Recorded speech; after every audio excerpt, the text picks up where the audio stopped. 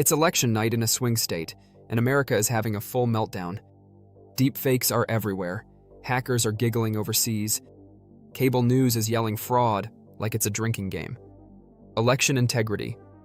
The simple idea that every real vote gets counted once, fairly, without ghosts, bots, or magic ballots, is hanging by a thread. Enter Elena Ramirez, exhausted history grad student and reluctant campaign volunteer. A mysterious package from her late grandfather arrives, his beat-up copy of the Federalist Papers, covered in sarcastic red ink notes. Flipping through in a panic, Elena starts having wild echoes, time travel visions where she drops into 1788 like she's wearing yoga pants at a founding father's roast.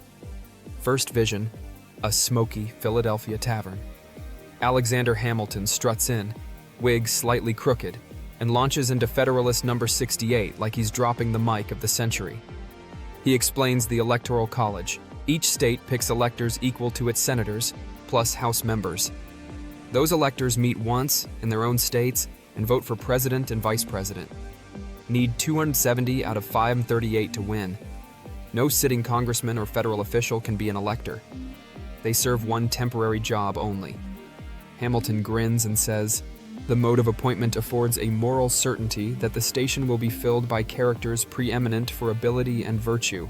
Nothing was more to be desired than that every practicable obstacle should be opposed to cabal, intrigue, and corruption, especially from foreign powers."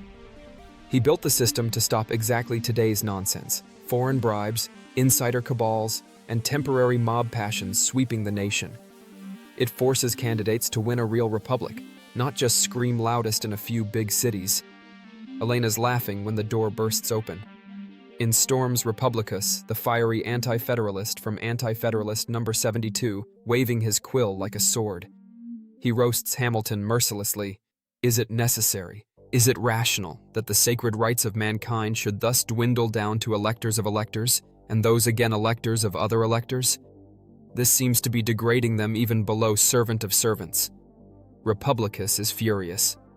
Why hand the people's power to some mysterious middleman? What if these electors become kingmakers? What if the president uses influence to make the office hereditary? He wants power straight from the people, not filtered through elites. Hamilton fires back. In a huge, diverse country, pure direct democracy would let coastal crowds or flashy demagogues dominate. The Electoral College protects the constitutional republic, forcing broad coalitions, respecting small states, and guarding against tyranny of the majority. Elena watches the two dead guys bicker like rival podcasters, while modern chaos rages outside. Cyber attacks, viral lies, and trust collapsing faster than a bad poll.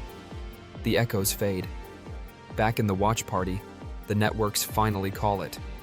After recounts and paper trail audits, the Electoral College does its stubborn job.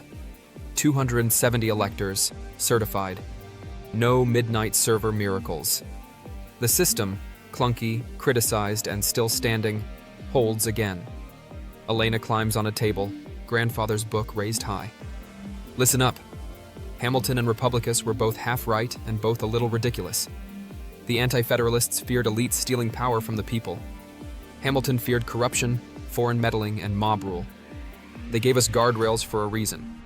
Election integrity is the oxygen of this republic. If we stop believing votes are counted fairly, once, accurately, without dilution, the whole experiment dies with a shrug and a meme. The Electoral College isn't perfect, but it's brilliant. It makes candidates campaign everywhere, not just in a handful of giant cities. It keeps us a constitutional republic instead of turning us into whatever pure democracy Twitter wants this week. Technology changed. Horses to hackers, pamphlets to deepfakes, but human nature didn't. Ambitious, sneaky, and occasionally dumb. That's why we still need the firewalls they built in 1788. The room mixes cheers, groans, and awkward claps. Elena steps down as her phone blows up with a viral clip. Grad student roasts 1788 Twitter fight over your vote. Later that night, alone with the old book, she whispers to the margins, "Thanks, Grandpa. We're still having the same argument 238 years later, but at least we're still arguing instead of swinging." Dawn breaks over the Capitol. The Republic, messy, satirical, and stubbornly alive, survives another election. Because election integrity isn't optional. It's the one thing standing between us and the next failed social media poll. And somewhere in the afterlife, Hamilton and Republicus are still debating, while Elena occasionally jumps in with memes. Like, subscribe, share, and comment below.